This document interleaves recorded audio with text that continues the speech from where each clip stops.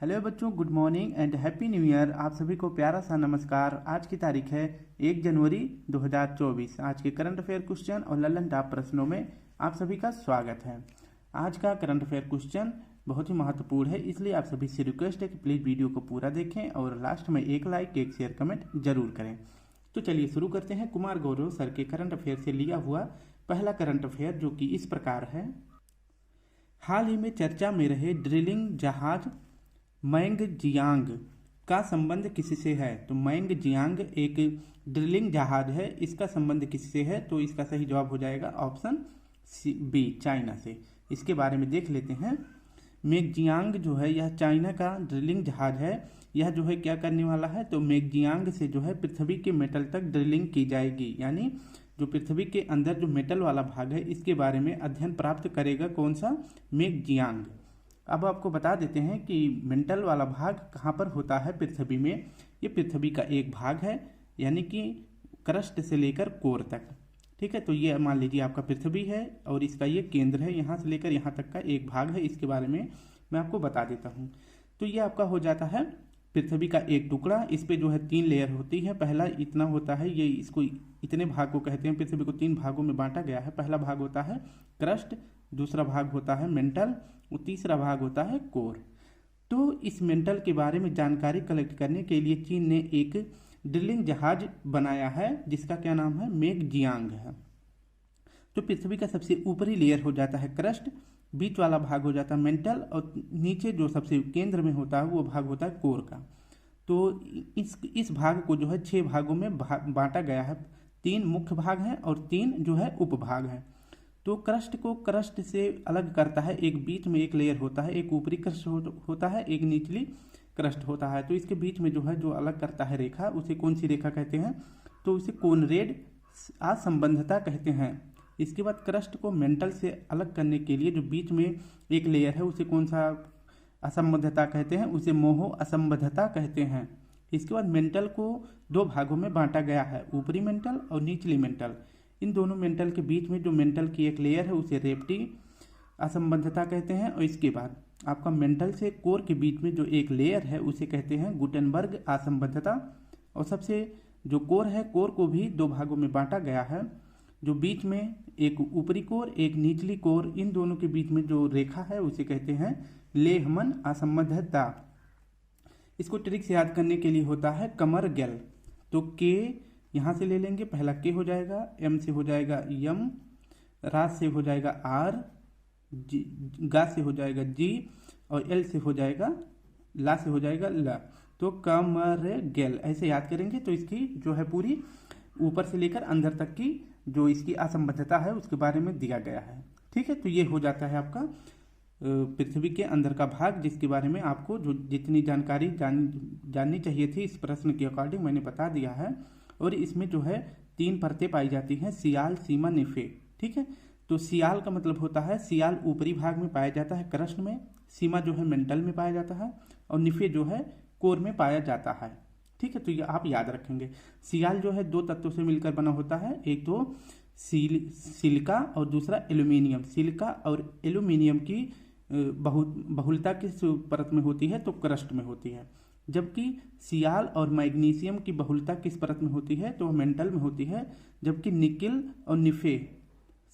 Nickel और ferrous जो है ये कहाँ पर पाया जाता है? यानी निकिल और लोहा जो है कहाँ पाया जाता है? पृथ्वी के कोर में पाया जाता है। ठीक है, तो हमारे प्रश्न का सही जवाब क्या हो जाएगा?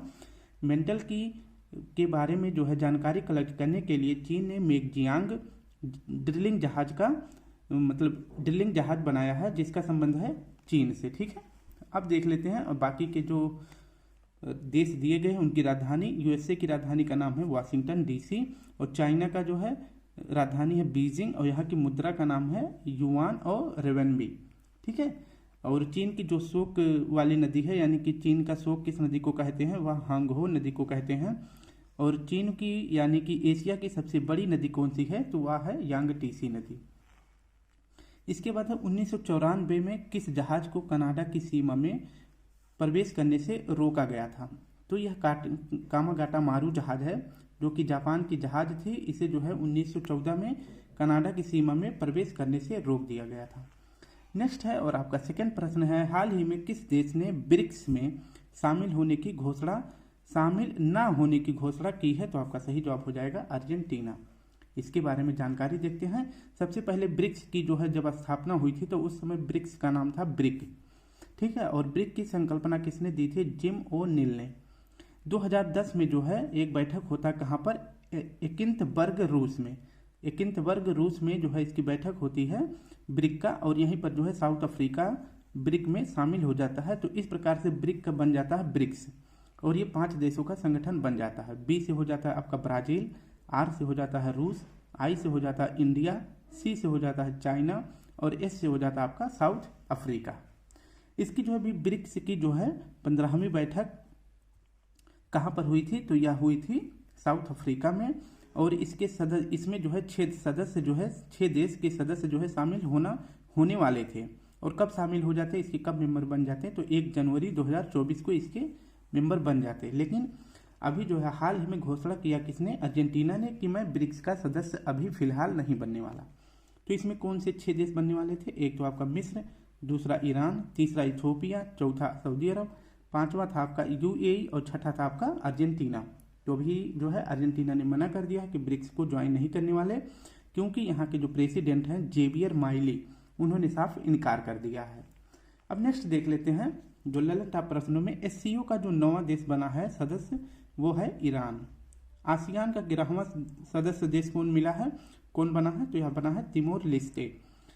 G20 का जो है 21वां देश कौन सा बना है? यह एक संगठन है, तो G20 का 21वां सदस्य देश बन गया है AU यानी अफ्रीकन यूनियन, ठीक है। तो आप याद रखेंगे। तो अब G20 जो है G21 हो गया है, ये आप याद रखेंगे।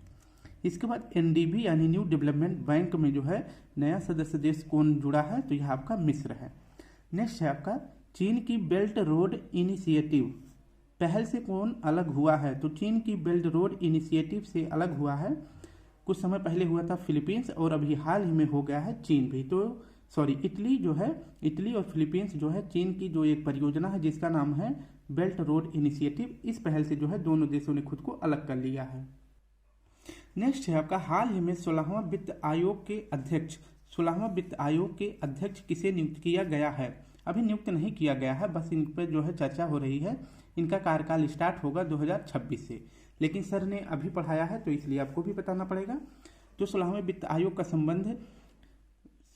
आयोग का अध्यक्ष किसे नियुक्त किया गया है? तो आपका सही जवाब हो जाएगा डॉक्टर अरविंद पनगड़िया से।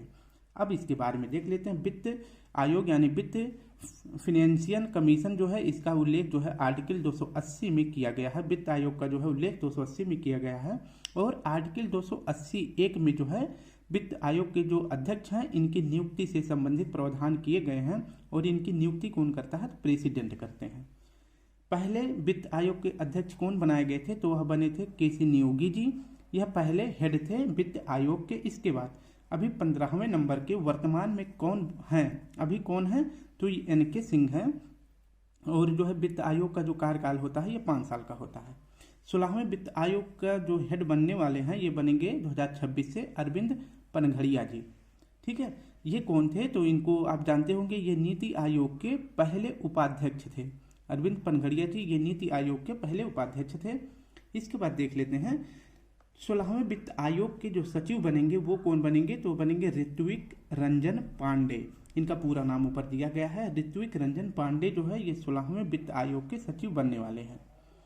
हमारा है नेक्स्ट प्रश्न, केंद्रीय सूचना आयुक्त किसे बनाया गया है? तो ये बने हैं हीरालाल सामरिया जी, ठीक है। इसके बाद नेक्स्ट प्रश्न, चौथा प्रश्न है, हाल ही में $100 अरब की संपत्ति पूरी दुनिया की वाली $100 अरब की संपत्ति वाली पूरी दुनिया की पहली महिला कौन बनी है? तो $100 अरब के साथ जो है पूरी दुनिया में सबसे अमीर महिला कौन है? तो यह है फ्रांसवा बेटनकॉट मेयर्स, इनका ये पूरा नाम है। अब देख लेते हैं इनके बारे में। तो फ्रांसवा बेटनकॉट मेयर्स ये कहाँ की हैं? तो यह फ्रांस की हैं, ऐसे याद कर लेंगे फ्रांसवा। तो फ्रांसवा से फ्रांस की यह महिला है, इनका नाम है फ्रांसवा बेटनकॉट।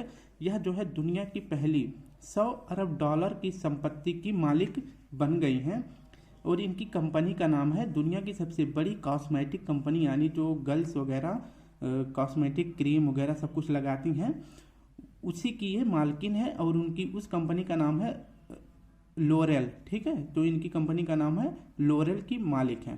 तो लोरेल कंपनी की मालिक है फ्रांसवा बेटनकार्ट मेयर्स, जो कि 100 अरब डॉलर की संपत्ति के साथ विश्व की सबसे अमीर महिला बनी है। इसके बाद अगर पूछे भारत की सबसे अमीर महिला कौन है, तो है Savitri Jindal ji. Time of person of the year, time of the person of year जो है किसे घोषित किया गया है, तो यह अवार्ड दिया गया है टेलर स्विफ्ट को। ये आप याद रखेंगे। गीतिका काल, तो गीतिका काल को सियाचिन में तैनात की जाने वाली पहली महिला मेडिकल अफसर बनी है। अक्षरा कृष्णमूर्ति, जो मंगल ग्रह के लिए रोवर यूज किया गया था, उसकी पहली हेड बन गई हैं। ठीक है, नेक्स्ट है आपका पीएम मोदी बीपीएस हिंदू मंदिर का उद्घाटन कहाँ करेंगे, तो पीएम मोदी बीएपीएस हिंदू मंदिर का उद्घाटन कहाँ करेंगे, तो आपका सही जवाब हो जाएगा अबू धाबी में। इसकी व्याख्या देख लेते हैं। बीएपीएस हिंदू मंदिर, यह जो है इसका उद्घाटन कब किया जाएगा, तो 14 फरवरी 2024 को किया जाएगा और किसके द्वारा, पीएम मोदी जी के द्वारा किया जाएगा। और इस मंदिर का उद्घाटन कहाँ करेंगे, तो अबू धाबी यूएई में करने वाले हैं। बीएपीएस का फुल फॉर्म होता है बोचास नवासी श्री अक्षरधाम पुरुषोत्तम संस्थान। यह जो है बीएपीसी का फुल फॉर्म होता है, ये आप याद रखेंगे। और इसी कंपनी ने जो है यूएसए में भी जो है हिंदू मंदिर बनाया था, आप सभी को पता है। और कहाँ पर बनाया था, न्यू जर्सी प्रांत में। और गुजरात का जो अक्षरधाम मंदिर है वह भी बीएपीएस ने बनाया था। नेक्स्ट है आपका, जैसे मस्कट जो है इसकी राजधानी का, मस्कट जो है किसकी राजधानी है, तो ओमान की राजधानी है। रियाद जो है सऊदी अरब की राजधानी है। और तेहरान यह है ईरान की राजधानी। ठीक है, नेक्स्ट है आपका स्वर्ववेद महामंदिर का उद्घाटन कहाँ किया गया है, तो यह वाराणसी में किया गया था। और किसके द्वारा, पीएम मोदी जी के द्वारा। ठीक है, इसके बाद अंकोर वाट का मंदिर, यह कहाँ है, कंबोडिया में है। और अंकोर वाट का मंदिर यह विश्व का सबसे बड़ा हिंदू मंदिर है, ये आप याद रखेंगे। सबसे बड़ा हिंदू मंदिर कौन सा है भारत के बाहर, तो अंकोर वाट का मंदिर है। और दूसरा हिंदू मंदिर सबसे बड़ा कौन सा है, तो यह जो यूएसए में बना है न्यू जर्सी प्रांत में, यह जो है भारत के बाहर दूसरा सबसे बड़ा हिंदू मंदिर है। नेक्स्ट आपका 42वां विश्व धरोहर जो है किसे घोषित किया गया है, तो हलेश्वर मंदिर को घोषित किया गया है। और यह मंदिर कहाँ है, कर्नाटक में। ठीक है, नेक्स्ट प्रश्न है, हाल ही में महर्षि वाल्मीकि अंतर्राष्ट्रीय हवाई अड्डे का उद्घाटन कहाँ हुआ है, तो महर्षि वाल्मीकि अंतर्राष्ट्रीय हवाई अड्डे का उद्घाटन किया गया है अयोध्या में। इसके बारे में देख लेते हैं। महर्षि वाल्मीकि अंतर्राष्ट्रीय एयरपोर्ट कहाँ बनाया गया है, अयोध्या में बनाया गया है। और इसकी जो है पहली उड़ान दिल्ली से अयोध्या की गई है। ठीक है, तो याद रखेंगे अयोध्या से कहाँ पर इसकी पहली उड़ान हुई है, दिल्ली तक। तो महर्षि वाल्मीकि अंतर्राष्ट्रीय हवाई अड्डा कहाँ है, अयोध्या में। और अयोध्या में ही जो अयोध्या रेलवे स्टेशन है, यहाँ पर एक नई ट्रेन का उद्घाटन किया गया है जिसका नाम है अमृत भारत एक्सप्रेस। यह जो है कहाँ से अपनी दूरी किसके बीच तय करेगी, तो दरभंगा से लेकर अयोध्या तक इसकी जो है मतलब इसके बीच जो है अमृत भारत एक्सप्रेस चलने वाला है। नेक्स्ट देख लेते हैं, विश्व का सबसे खूबसूरत एयरपोर्ट कौन सा है, तो यह है कैंपगोड़ा, जो कि कैंपगोड़ा एयरपोर्ट है, जो कहाँ पर है, कर्नाटक बेंगलुरु में। नेक्स्ट है आपका गोपीनाथ बारदोलाई एयरपोर्ट कहाँ है, यह असम में है। वीर सावरकर अंतर्राष्ट्रीय एयरपोर्ट कहाँ है, तो यह अंडमान निकोबार द्वीप समूह पर है। और शहीद भगत सिंह एयरपोर्ट कहाँ है, तो यह चंडीगढ़ में है। तो इसे भी आप साथ में याद रखेंगे। हमारे प्रश्न का सही जवाब हो जाएगा महर्षि वाल्मीकि अंतर्राष्ट्रीय हवाई अड्डा कहाँ है, अयोध्या में। नेक्स्ट है आपका विज्ञान और प्रौद्योगिकी मंत्रालय के अनुसार कोविड-19 और अन्य इन्फ्लुएंजा की चुनौतियों से निपटने की क्षमता किसमें है, तो विज्ञान और प्रौद्योगिकी मंत्रालय के द्वारा जो है ऐसी बात बोली गई है कि कोविड-19 और अन्य इन्फ्लुएंजा से निपटने के लिए इसमें से किसमें एक प्रकार की क्षमता है, तो यह आपका सही जवाब हो जाएगा मशरूम में जो है इन्फ्लुएंजा और कोविड-19 जैसे विनाशक बीमारी से लड़ने की क्षमता है। ठीक है, तो साइंस एंड टेक मिनिस्टर जो है मंत्रालय द्वारा जो है यह बताया गया है कि जो मशरूम है इसमें कोविड-19 और इन्फ्लुएंजा से लड़ने की क्षमता पाई जाती है। तो अब हो सकता है ये बात सामने आए तो मशरूम का दाम भी बढ़ सकता है, ये बात आप याद रखें। अगर किसी को स्टोर करना है तो काफ़ी 1-2 बोरी स्टोर कर सकते हैं। ठीक है, नेक्स्ट है आपका गाजर में पाया जाता है कौन सा विटामिन, तो आपका सही जवाब हो जाएगा गाजर में विटामिन ए पाया जाता है और विटामिन ए का रासायनिक नाम होता है रेटिनॉल। टमाटर में जो है कौन सा अम्ल पाया जाता है, तो ऑक्जेलिक अम्ल पाया जाता है टमाटर में, ये आप याद रखेंगे। किस विटामिन को हार्मोन कहते हैं, तो विटामिन डी को हार्मोन कहा जाता है, ये आप याद रखेंगे। और विटामिन डी जो है कहाँ से प्राप्त होता है, तो सूर्य की रोशनी से प्राप्त होता है। आंवले में कौन सा विटामिन पाया जाता है, विटामिन सी पाया जाता है, जिसे स्कर्विक अम्ल भी कहा जाता है। नेक्स्ट प्रश्न है हमारा 8वां, हाल ही में ड्रोन मिशन प्रारंभ करने की मंजूरी किसने दी है, तो ड्रोन मिशन को प्रारंभ करने की मंजूरी जो है किस राज्य ने दी है, तो आपका सही जवाब हो जाएगा महाराष्ट्र ने। इसके बारे में देख लेते हैं। ड्रोन मिशन जो है अभी जो है इसे मंजूरी दी है एक सीएम एकनाथ शिंदे जी, इन्होंने मंजूरी दी है। और ये कहाँ के सीएम है, यह महाराष्ट्र के सीएम है। तो हमारे प्रश्न का सही जवाब हो जाएगा ड्रोन मिशन कहाँ पर मंजूरी दी गई है, महाराष्ट्र में। और इस ड्रोन मिशन का जो है हेडक्वार्टर कहाँ बनाया जाएगा, आईआईटी बॉम्बे में। और यह ड्रोन मिशन क्यों बनाया जा रहा है, क्योंकि आप सभी को पता है कि बाढ़ के समय भूकंप और प्राकृतिक जैसी आपदाएं, भूकंप आ गया, ज्वालामुखी की किसी भी प्रकार की प्राकृतिक जो घटनाएं होती हैं वो अगर घटित होती हैं तो उस समय जो है भोजन पहुंचाना या फिर मेडिसिन पहुंचाना, इन सभी की जो है सुविधा को आसान करने के लिए ड्रोन मिशन लॉन्च किया गया है महाराष्ट्र सरकार के द्वारा। ठीक है, अब नेक्स्ट देख लेते हैं 37वें राष्ट्रीय खेल में कौन सा राज्य शीर्ष पर रहा है। 37वां राष्ट्रीय खेल कहाँ पर हुआ था, तो ये गोवा में हुआ है और इसका शुभंकर का नाम था मोगा। ठीक है, गोवा में हुआ था और इसके बाद इसकी जो शुभंकर था, मैस्कोट था, उसका नाम था मोगा। और शीर्ष स्थान जो है 37वें राष्ट्रीय मंडल खेल में किसे मिला था, किस राज्य को, महाराष्ट्र को मिला था। नेक्स्ट है आपका जीडीपी के मामले में भारत का कौन सा राज्य शीर्ष पर है, तो भारत में जो है जीडीपी का सबसे ज़्यादा योगदान कौन सा दे रहा है, तो महाराष्ट्र दे रहा है भारत की इकोनॉमी में। और जबकि दूसरे नंबर पर है आपका यूपी, ये आप याद रखेंगे। नेक्स्ट है 5वें संस्करण खेलो, 5वें नंबर का जो खेलो इंडिया यूथ गेम्स हुआ था उसका शुभंकर कौन था, तो उसके शुभंकर का नाम था, खेलो इंडिया यूथ गेम्स का शुभंकर था आशा। और जबकि इसमें जो है पहला स्थान मिला था महाराष्ट्र को, दूसरा हरियाणा को और तीसरा मध्य प्रदेश को। ठीक है, तो ये आप याद रखेंगे। 9वां प्रश्न देखते हैं। पहला पनडुब्बी पर्यटन, देश का पहला पनडुब्बी पर्यटन कहाँ प्रारंभ हुआ है। पर्यटन मतलब होता है इसको घुमाने के लिए पहली बार जो है भारत में कोई पनडुब्बी का इस्तेमाल किया जाएगा। और इसका इस्तेमाल कहाँ पर किया जाएगा, तो आपका सही जवाब हो जाएगा गुजरात में। अब इसको देख लेते हैं। पनडुब्बी पर्यटन यह जो है देश में पहली बार इस प्रकार की सुविधा लागू की जाएगी और इसका प्रारंभ कहाँ किया जाएगा, तो गुजरात में द्वारका को घुमाने के लिए जो है पानी के अंदर पनडुब्बी जैसी जो है सुविधा बनाई गई है। तो इसका सही जवाब हो जाएगा पहली बार पनडुब्बी पर्यटन का शुभारंभ कहाँ किया गया है, गुजरात में, ये आप याद रखेंगे। और किस तीर्थ स्थल को घुमाने के लिए, तो द्वारका को घुमाने के लिए पहली बार इसका निर्माण किया गया है देश में। समुद्रयान मिशन में जो है किस पनडुब्बी का प्रयोग होगा, जो भारत जो है अभी हाल ही में मतलब अपना समुद्र मिशन लॉन्च करने वाला है, समुद्रयान मिशन लॉन्च करने वाला है, उसमें जो है पनडुब्बी जो इस्तेमाल होगी उसका नाम होगा मत्स्य 6000। उस पनडुब्बी का नाम है मत्स्य 6000। नेक्स्ट है आपका टाइटन पनडुब्बी का निर्माण किसने किया, यानी कि जो टाइटन मलबा जो अटलांटिक महासागर में पड़ा हुआ था उसको देखने के लिए कुछ अमीर वर्ग लोग जा रहे थे एक पनडुब्बी से। तो उस पनडुब्बी को जिसने निर्माण किया था उस पनडुब्बी का क्या नाम था, ओशन गेट। और यह जो पनडुब्बी खराब हो जाती है और बाकी सभी लोग उसी अटलांटिक महासागर में भी टाइटन की तरह शहीद हो गए। ठीक है, नेक्स्ट है आपका भारत में प्रोजेक्ट 17 के तहत निर्मित 6 पनडुब्बी कौन कौन सी बनाई गई हैं। तो भारत में जो है प्रोजेक्ट 17 के तहत जो है फ्रांस और भारत के द्वारा 6 पनडुब्बियां बनाई गई हैं। उसका नाम है INS Kalvari, INS Khanderi, INS करंज, वेला, वागीर, वाक्सीर। तो ऐसे याद करेंगे, कलवरी, खांडेरी, करंज, वेला, वागीर, वाक्सीर। ये 6 पनडुब्बी हैं जो प्रोजेक्ट 17 के तहत जो है तैयार की गई हैं। नेक्स्ट देख लेते हैं, आज का आखिरी प्रश्न है। अर्धसैनिक बलों के आधिकारिक संचार और दस्तावेज साझा करने के लिए कौन सा ऐप विकसित किया गया है।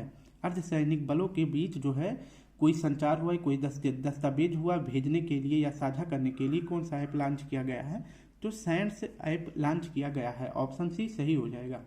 इसके बारे में देख लेते हैं। सैंड्स ऐप जो है अर्धसैनिक बलों जैसे आपका हो गया CRPF, CISF, SSB, ITBP, इन सभी के जो है संदेश को एक दूसरे तक पहुंचाने के लिए, संचार और दस्तावेज को एक दूसरे के पास जो है भेजने के लिए किस ऐप का शुरू मतलब निर्माण किया गया है, विकसित किया गया है, तो सैंड्स ऐप विकसित किया गया है। तो याद रखेंगे सैंड्स ऐप जो है किसके लिए विकसित किया गया है, अर्धसैनिक बलों के लिए। अपने नेक्स्ट है इनकोर ऐप प्लस। इनकोर ऐप को और CBGL ऐप को किसने लॉन्च किया है, किसके द्वारा विकसित किया गया है, चुनाव आयोग के द्वारा यह विकसित किया गया है। नेक्स्ट है आपका सुस्वागतम पोर्टल, या किसके द्वारा विकसित किया गया है, तो सुप्रीम कोर्ट के द्वारा। इसके बाद जो है और कौन सी पोर्टल लॉन्च किए गए हैं, तो फास्टर और सुभाष, ये भी जो है सुप्रीम कोर्ट के द्वारा बनाए गए हैं। सारथी ऐप किसके द्वारा विकसित किया गया है, तो सेबी, इसका फुल फॉर्म होता है security exchange board of India. Project Kusha किसने लॉन्च किया है, यह भी एक ऐप है, यह किसके द्वारा लॉन्च किया गया है, तो प्रोजेक्ट कुशा लॉन्च किया गया है DRDO के द्वारा, ठीक है। और DRDO की स्थापना कब हुई थी, 1 जनवरी 1958 को, ठीक है। ये आपका सही हो जाएगा। तो 1 जनवरी 1958 को जो है DRDO की स्थापना होती है और DRDO के द्वारा जो है प्रोजेक्ट कुशा लॉन्च किया जाता है। तो स्टूडेंट इस प्रकार से हमने ललन टॉप क्वेश्चन और जो भी उसके अंतर्गत करंट अफेयर क्वेश्चन थे 10 सॉल्व कर लिए हैं। अगर आप सभी को वीडियो अच्छी लगी तो प्लीज़ लाइक शेयर कमेंट जरूर करें और आप अपना न्यू ईयर अच्छे से सेलिब्रेट करें और तैयारी भी साथ साथ में करते रहें। बाकी की आप सभी खुश रहें, आपके माता पिता हमेशा खुश रहें, यही हम ईश्वर से कामना करते हैं। तो कल फिर मिलते हैं। आज के लिए आप सभी को प्यारा सा जय हिंद, जय भारत।